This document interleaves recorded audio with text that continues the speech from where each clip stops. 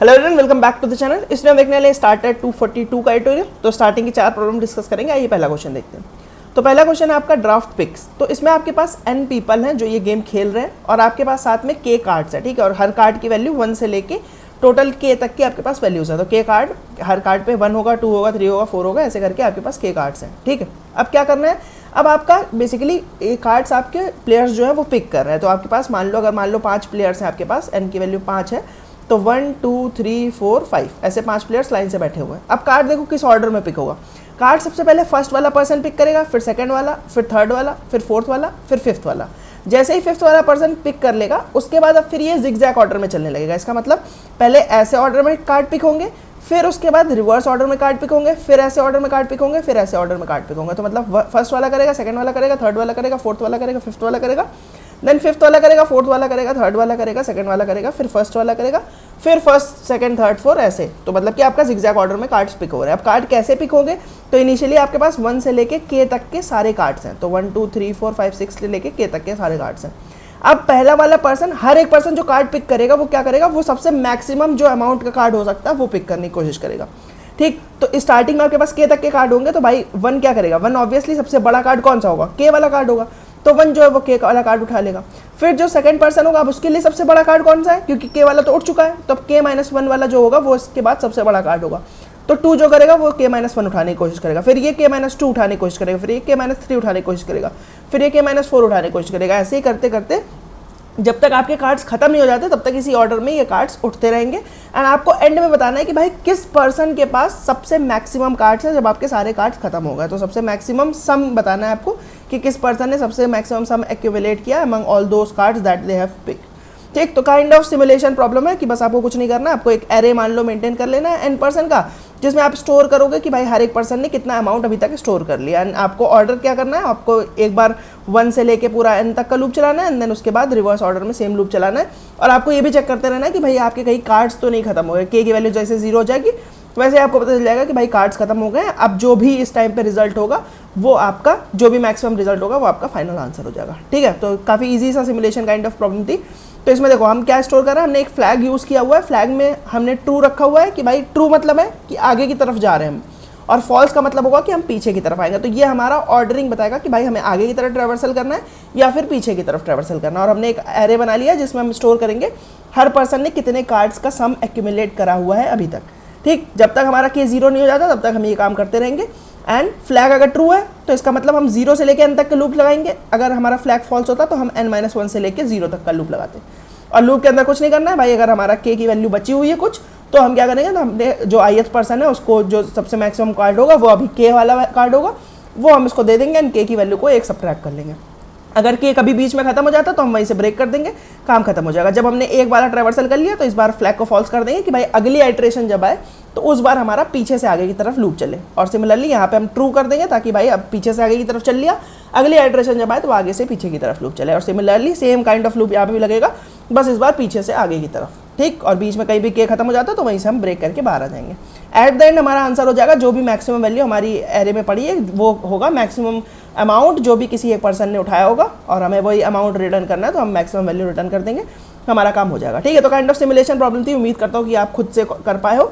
आइए हम दूसरा क्वेश्चन देखते हैं, ठीक है। तो दूसरा क्वेश्चन आपका है इवेंचुअली इक्वल। ये भी काइंड ऑफ सिमिलर प्रॉब्लम है, काइंड ऑफ सिंपल प्रॉब्लम ही है। आइए देखते हैं हम इसको किस तरीके से कर सकते हैं। तो इसमें आपको इनिशियली 3 वैल्यूज दी हैं, एक वैल्यू है a, एक वैल्यू है b, एक वैल्यू है c। अब आपके पास 2 टाइप के ऑपरेशन पॉसिबल है। क्या है वो ऑपरेशन? एक ऑपरेशन है जो सिंपल सा है, वो है कि भाई c को आप 1 से इंक्रीमेंट कर दो, ठीक। और दूसरा जो ऑपरेशन है वो है कि भाई आप a में स्टोर करो a और c का GCD, और b में स्टोर करो b और c का GCD, ठीक। तो बेसिकली आपके पास 2 ऑपरेशन है कि भाई आपके पास एक a वैल्यू है, एक b वैल्यू है और एक c वैल्यू है। एक टाइप का ऑपरेशन है जिससे आप भाई c को प्लस प्लस कर दोगे, ठीक। दूसरा टाइप ऑपरेशन है जिसमें आप a में स्टोर करोगे GCD ऑफ a और c, और b में स्टोर करोगे GCD ऑफ b और c, ठीक। और ये साइमल्टेनियसली होगा कि भाई आप सेम टाइम पे ही a भी कंप्यूट करोगे और सेम टाइम पे ही आप b भी कंप्यूट करोगे।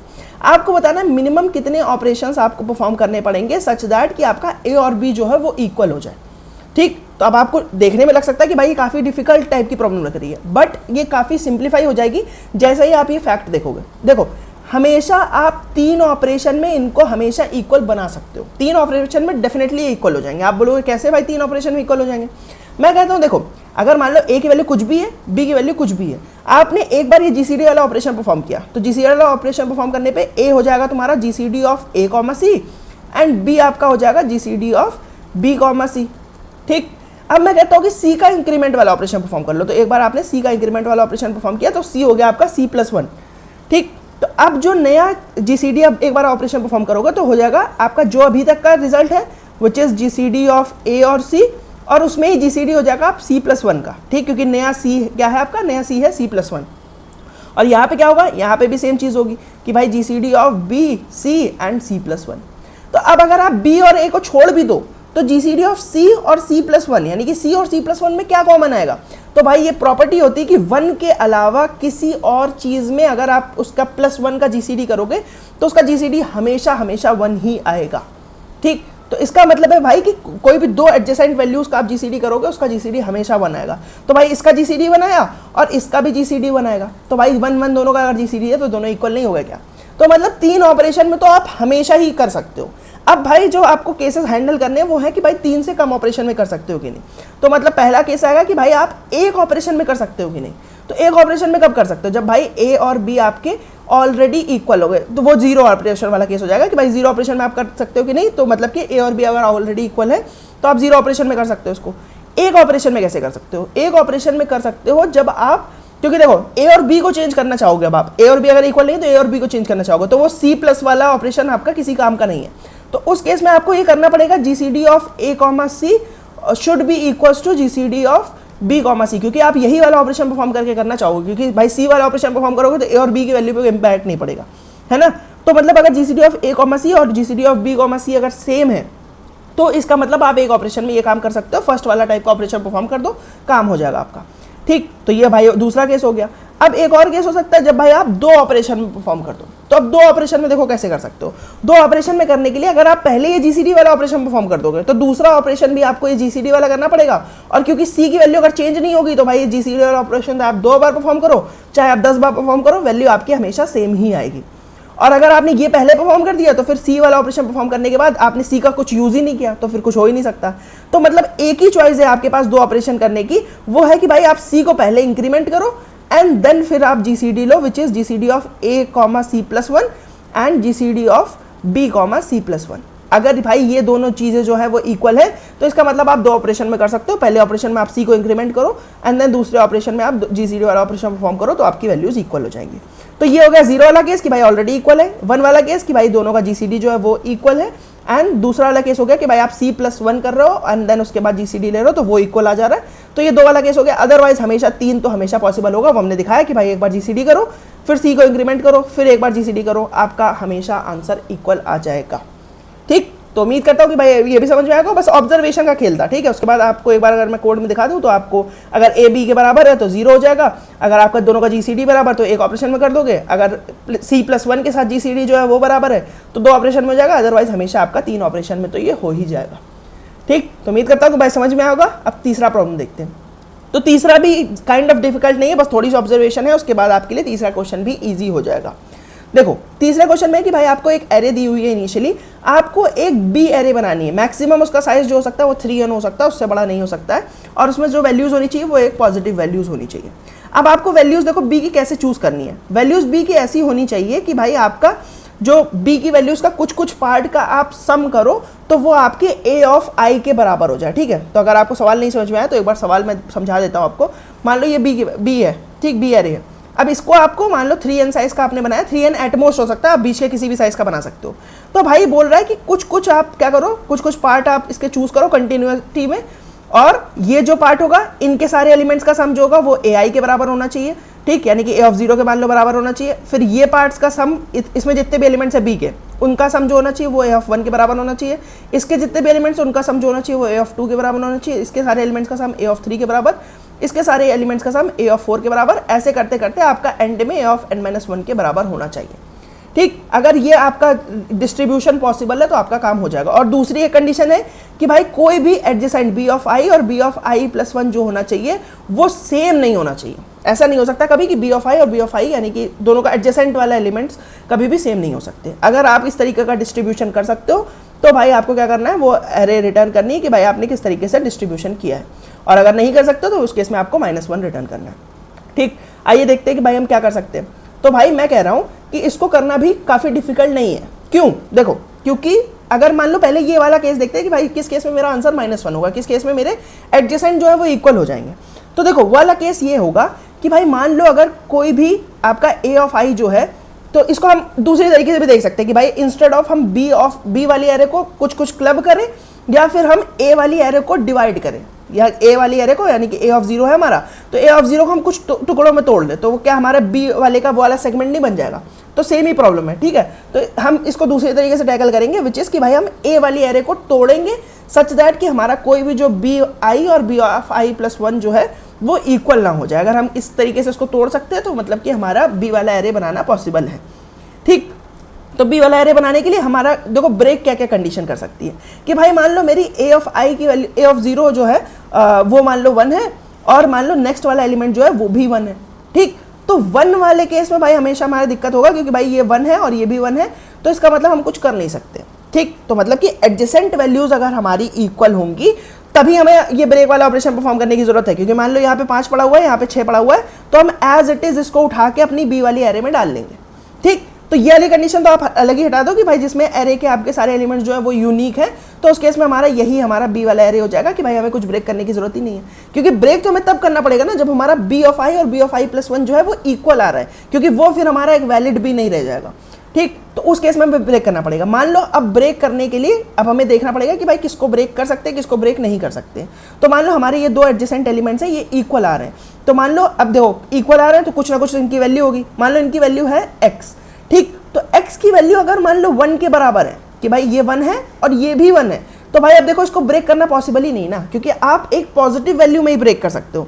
इसको अब आप किसी पॉजिटिव वैल्यू में ब्रेक कर ही नहीं सकते, क्योंकि भाई 1 को कैसे ही ब्रेक करोगे। तो भाई ये 1 हमेशा बराबर ही रहेंगे और ये एडजेसेंट वैल्यूज हमेशा बराबर रहेंगी।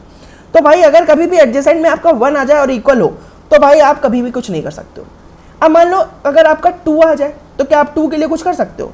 मान लो अगर आपका 2 आ जाए तो उस केस में भी आप कुछ नहीं कर सकते हो। क्यों? क्योंकि देखो 2 को आप ब्रेक किस में करोगे? 2 को आप ब्रेक करोगे 1 में, और जैसे ही आप 1 में ब्रेक करोगे भाई ये दोनों वैल्यूज तो आपस में इक्वल हो गई ना। आपको इस 2 से कंपेयर करना भी नहीं पड़ेगा, आपकी ये दोनों वैल्यूज आपस में इक्वल हो गई।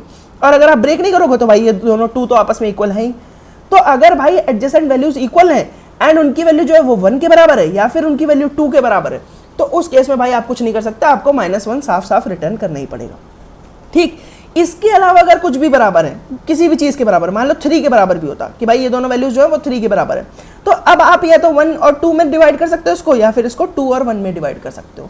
और हमेशा क्योंकि आपके पास 2 चॉइसेस हैं इसलिए ये गारंटीड है कि भाई अब ये किसी और के साथ कोलाइड नहीं करेगा। क्योंकि देखो राइट वाले एलिमेंट के साथ तो वैसे भी नहीं करेगा क्योंकि उसके साथ तो इक्वल था, आपने तभी डिवाइड किया है। और लेफ्ट वाले एलिमेंट के साथ इक्वल हो सकता है, तो लेफ्ट वाला एलिमेंट कोई एक ही चीज तो हो सकता है, या तो लेफ्ट वाला एलिमेंट मान लो 1 हो तो उस केस में हम ये 1 2 नहीं चूज करेंगे, उस केस में हम 2 1 चूज कर लेंगे। और अगर मान लो लेफ्ट वाला एलिमेंट मेरा 2 है तो उस केस में हम ये 2 1 नहीं चूज करेंगे, हम 1 2 चूज कर लेंगे। अब हमारे पास 2 चॉइसेस आ गई ना। पहले हमारे पास चॉइस नहीं थी, हमारे 1 1 में ही डिवाइड हो रहा था, यानी कि दोनों वैल्यूज इक्वल आ रही थी।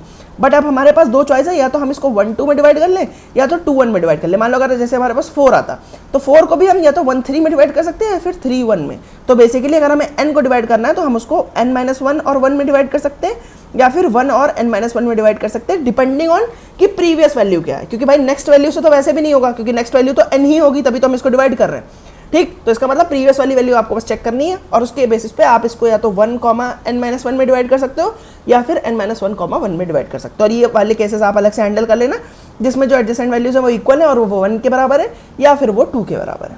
ठीक, बस इतना ही सा था इसमें कुछ ज़्यादा नहीं था। तो आप यही करोगे कि भाई एरे का इनपुट ले लिया आपने, अब हमें अपने आंसर इसमें स्टोर करेंगे जो बी वाली एरे बनेगी हमारी।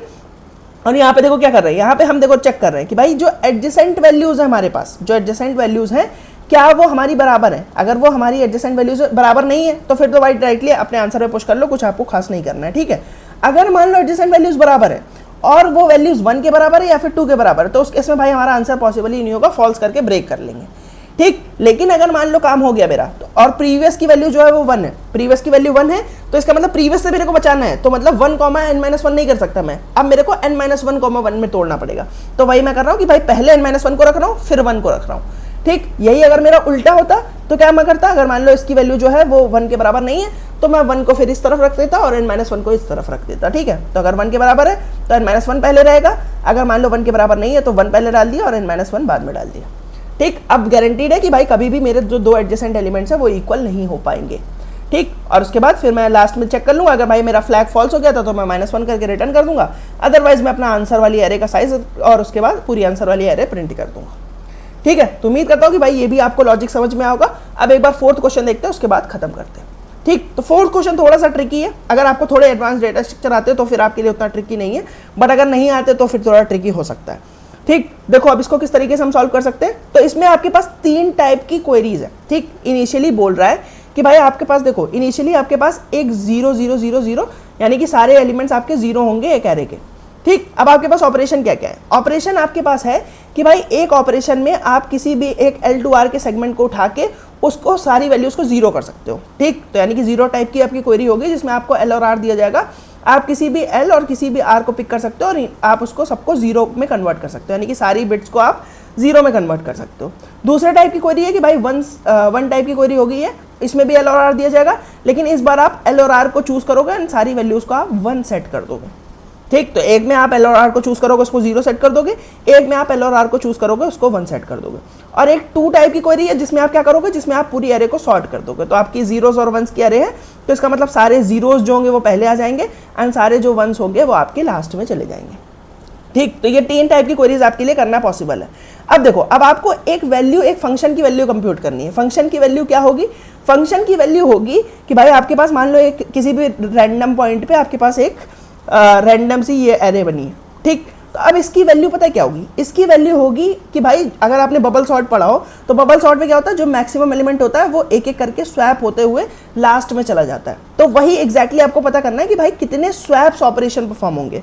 उसी को इन्होंने दूसरे टर्म्स में दिया हुआ है कि भाई आपको जो 1s हैं वो क्या कर सकते हैं, वो एक ऑपरेशन में अगर इसकी वैल्यू जो है उसके राइट वाली वैल्यू से बड़ी है तो आप इसको स्वैप परफॉर्म कर दो। यानी कि अगर हमारे पास 1s और 0s ही हैं तो इसका मतलब 1 और 0 कभी भी आपको दिखे तो आप इसको स्वैप परफॉर्म कर दो और ये सारे स्वैप साइमल्टेनियसली होंगे। ठीक है, तो यानी कि यहाँ पे 1 और 0 मिला तो भाई ये परफॉर्म हो गया, यानी कि अब ये 0 और 1 हो गया। ठीक, यहाँ पे 1 और 0 था तो ये भी परफॉर्म हो गया, यानी कि अब ये 0 1 हो गया और फिर उसके बाद कुछ नहीं हुआ। अभी भी क्योंकि ये सॉर्टेड नहीं हुई है तो आप सेम काम फिर से करोगे, इसका मतलब अब ये 1 और 0 है और ये 1 और 0, तो ये इन पे भी परफॉर्म होगा। अब ये हो गया 0 1 और ये भी हो गया आपका 0 1, अभी भी ये सॉर्टेड नहीं है तो एक बार फिर से परफॉर्म करोगे, तो 0 0 और ये वाला आपका 0 इधर आएगा और ये 0 हो गया, ये 1 हो गया, ये 1 हो गया। अब ये सॉर्टेड हो गई तो आपने जितनी बार भी ये ऑपरेशन परफॉर्म किया, जितने मेरे को आपको पासेस लगे ये काम करने में, वो आपका बेसिकली f ऑफ b की वैल्यू हो जाएगी अगर हमारी ये एरे को मैं b बोल रहा हूँ तो। ठीक, अब आपका टास्क क्या है, आपका टास्क देखो है कि भाई आपको ये क्वेरीज दी जाएंगी। ठीक है, आपको किसी भी टाइम पे 0th क्वेरी मिल सकती है, फर्स्ट क्वेरी मिल सकती है, सेकंड क्वेरी मिल सकती है। आपको हर क्वेरी के बाद f ऑफ b की वैल्यू कंप्यूट करनी है इस एरे के लिए। ठीक, तो एक तरीके से आपके पास देखो पहली चीज रेंज अपडेट है कि भाई कोई एक L2R दिया जाएगा, आप उसको वैल्यू को 1 करना है, या फिर आपको L2R दिया जाएगा उसकी वैल्यू आपको 1 करना है। ठीक है, या फिर 0 करना है, और साथ में आपको एक क्वेरी आंसर करनी है। अब देखो पहले हमें देखना पड़ेगा कि भाई ये क्वेरी किस तरीके से हम आंसर कर सकते हैं। उसके बाद ये रेंज अपडेट्स, तो हमारा कोई भी हमारा रेंज वाला डेटा स्ट्रक्चर यानी कि सेगमेंट ट्री वगैरह हम यूज करेंगे तो हमारा काम हो जाएगा। ठीक, लेजी सेगमेंट ट्री आपको यूज करना पड़ेगा क्योंकि रेंज अपडेट्स, अगर पॉइंट अपडेट होता तो नॉर्मल सेगमेंट ट्री काम कर जाता, बट यहाँ पे आपको लेजी सेगमेंट ट्री यूज करना पड़ेगा। ठीक, और ये तीसरे टाइप की क्वेरी भी लेजी सेगमेंट ट्री हैंडल कर लेगा। कैसे हैंडल कर लेगा, क्योंकि इसमें देखो आपके पास केवल 0s और 1s की एरे है, तो अगर आपको सॉर्ट करना है तो basically it is kind of 2 आपके लेजी ऑपरेशन परफॉर्म करोगे तो आपका काम हो जाएगा। कैसे, मान लो मैं कहता हूँ कि भाई मेरी पूरी एरे में 5 1s हैं। ठीक, तो इसका मतलब, और मेरी एरे का साइज मान लो अभी तक है 10। ठीक, तो मैं कहता हूँ कि भाई अगर आपके पास 5 1s है और एरे का साइज 10 है तो इसका मतलब 5 ही तो 0s भी होंगे, तो आप 0 से 5 - 1 विच इज 4, तो 0 to 4 आपके सारे 0s आ जाएंगे और इसके बाद आपके सारे 1s आ जाएंगे। तो क्या इस तरीके से मैं इसको सॉर्ट नहीं कर सकता कि भाई मेरी एरे में 5 1s है 5 0s हैं, तो स्टार्टिंग में मैं 5 0s डाल दूं और लास्ट में मैं 5 1s डाल दूं, तो इसको भी मैं एक तरीके से 2 हमारे अपडेट ऑपरेशन में कन्वर्ट कर सकता हूं। ठीक, तो मतलब कि ये सारे मेरे रेंज अपडेट वाले ऑपरेशंस हो गए। ठीक, अब बस मैं किसी तरीके से क्वेरी को आंसर कर दूं, मेरा काम खत्म हो जाएगा। अब क्वेरी को देखो हम किस तरीके से आंसर कर सकते हैं। तो भाई देखो ये डिपेंड किस चीज़ पे कर रहा है। ये जो 1 है, देखो 1 है, ये तुम्हारा क्या होता है, ये तुम्हारा सरक के एक सरक के एट द एंड लास्ट में पहुंच रहा है। तो मतलब जो तुम्हारी फाइनल एरे होगी वो कुछ इस टाइप की होगी, भाई सारे जीरोज यहाँ पे और सारे वंस तुम्हारे यहाँ पे। तो अगर मान लो मैं जीरो के पर्सपेक्टिव से देखता हूँ, ठीक, कि भाई मेरी एरे मान लो ऐसे कुछ टाइप की है, ठीक, अब मैं जीरो के पर्सपेक्टिव से देखता हूँ, तो इस जीरो को मेरे इन दोनों वंस को पार करना है। ये जीरो जैसे ही मेरे इन दो वंस को पार कर लेगा वैसे ही मेरी एरे जो है वो सॉर्ट हो जाएगी। क्यों सॉर्ट हो जाएगी? क्योंकि इसके पहले वाले जो जीरोज हैं वो तो ऑलरेडी पार कर चुके होंगे। जब तक ये जीरो पार करेगा तब तक इसके पहले वाले जीरो तो ऑलरेडी पार कर चुके होंगे, क्योंकि वो इससे पहले प्रेजेंट है। ठीक, तो जैसे ही लास्ट जीरो आपका पार कर लेगा वैसे ही आपका काम हो जाएगा। अब आपको ये भी नहीं देखना है कि भाई लास्ट जीरो सारे वंस को पार करे, लास्ट जीरो जैसे ही लास्ट वाले वंस को पार कर लेगा वैसे ही आपका काम हो जाएगा। क्यों? क्योंकि बाय दैट टाइम आपके बाकी सारे जीरोस बाकी सारे वंस को ऑलरेडी पार कर चुके होंगे। ठीक, जैसे कि देखो ये वाला जीरो क्या करेगा, एक ऑपरेशन में इसको पार कर पाएगा। ठीक, और फिर इस वाले वन को कितनी देर में पार कर पाएगा, इस वाले वन को, ये वाला वन एक एक सरक के इधर की तरफ आता रहेगा। तो जितनी दूर है, जितनी डिस्टेंस है इसकी, उतनी देर में तो पार कर पाएगा। जैसे कि आप देखो एक ऑपरेशन में क्या होगा, एक ऑपरेशन में ये वन यहाँ पे आ जाएगा। ठीक, एक ऑपरेशन में ये वन यहाँ पे है और ये वाला वन पार हो गया। ठीक, अभी इस वाले जीरो को हम ट्रैक कर रहे हैं तो एक ऑपरेशन हो गया। दूसरे ऑपरेशन में क्या होगा कि भाई ये वाला वन जो है वो यहाँ पे आ जाएगा। ठीक, तो वन यहाँ पे आ गया, ये जीरो जीरो, ये जीरो और ये वन। ठीक, अभी भी यहाँ पे ही है, तो दो ऑपरेशन हो गए। अब तीसरे ऑपरेशन में क्या होगा, तीसरे ऑपरेशन में ये वाला जो वन है ये इसको पार कर देगा। एंड तीन ऑपरेशन में आप बोल सकते हो कि भाई ये जो जीरो था इसने इस वन को पार कर दिया। तो तीन ऑपरेशन एक्चुअल में है क्या, तीन ऑपरेशन है कि भाई ये जो वन है इससे आपकी इस जीरो की दूरी, ठीक, इससे आपकी इस जीरो की दूरी जो है वो आपकी है कि भाई कितनी देर में आप इसको पार कर सकते हो। ठीक, तो अब आपका टोटल टास्क क्या बचा, टोटल टास्क आपका बचा कि भाई जैसे ही ये जीरो जो है वो सारे वंस को पार कर जाएगा वैसे ही आपका काम हो जाएगा। ठीक, तो अब आप कैसे निकाल सकते हो कि भाई ये जीरो जो है वो आपका वन को कितनी देर में पार करेगा। तो इसके लिए आपको निकालना पड़ेगा कितने नंबर ऑफ वंस हैं आपके पास। ठीक, जितने भी नंबर ऑफ वंस होंगे आपके पास उतनी ही देर तो आपको लगेगी जीरो को आपको पार करवाने में, सारे वंस को। और ऐसा भी हो सकता है कि भाई आपके पास कुछ वंस जो हो वो इस जीरो के बाद हो, क्योंकि आपको मैटर क्या कर रहा है, ये वंस तो कहीं पे देखो जाने वाले नहीं है, ये वंस अब यहीं पे रहेंगे। ये जीरो जितनी देर में आपके बचे हुए वंस को पार कर लेगा उतनी देर में आपका काम हो जाएगा। ठीक, तो ये जीरो को बस हमें देखना है कि भाई कितनी देर में हमारे बाकी बचे हुए वंस को पार कर लेगा। जितनी देर में हमारे बचे हुए वंस को पार कर लेगा उतनी देर में हमारा काम हो जाएगा। तो अब आपका बस टास्क क्या है, टास्क है आपका कि भाई टोटल नंबर ऑफ वंस पहले आपको फाइंड आउट करने हैं और उसके बाद उसमें से ये जो नंबर ऑफ वंस जो आपके सफिक्स में है इसको सबट्रैक्ट करना है। बस अगर आप ये दो काम कर लोगे तो आपका काम हो जाएगा। तो टोटल नंबर ऑफ वंस का काउंट रखना तो मेरे हिसाब से ज़्यादा मुश्किल नहीं है। बस आपको क्या देखना है, अब आपको बस देखना है कि भाई लास्ट जो जीरो आ रहा है उसके बाद कितने नंबर ऑफ वंस आ रहे हैं। ये चीज़ अगर आप सेगमेंट ट्री में किसी तरीके से स्टोर कर लो तो आपका काम हो जाएगा। जब अपडेट वाली क्वेरी हो जाए उसके बाद आप बस मेरे को ये आंसर कर दो कि भाई कितने नंबर ऑफ जो वंस है वो मेरे सफिक्स में, यानी कि लास्ट जीरो के बाद कितने नंबर ऑफ वंस है, तो उस मेरा काम हो जाएगा। ठीक, तो आपको बस लेजी सेगमेंट्री आना चाहिए, आपका काम खत्म हो जाएगा। आप देखो अगर मान लो लेजी सेगमेंट्री नहीं आता है तो आप इसको कुछ सेट वगैरह से कर सकते हो, बट काइंड ऑफ ये काफ़ी डिस्टर्बिंग हो जाएगा, काफ़ी डिफिकल्ट हो जाएगा, मेरे कहने का मतलब है। क्योंकि भाई क्या होगा, क्योंकि आपको जीरोस और वंस को ट्रैक करना है, तो आप क्या करोगे, आप ट्रैक करोगे कि भाई जीरोस कितने लगातार।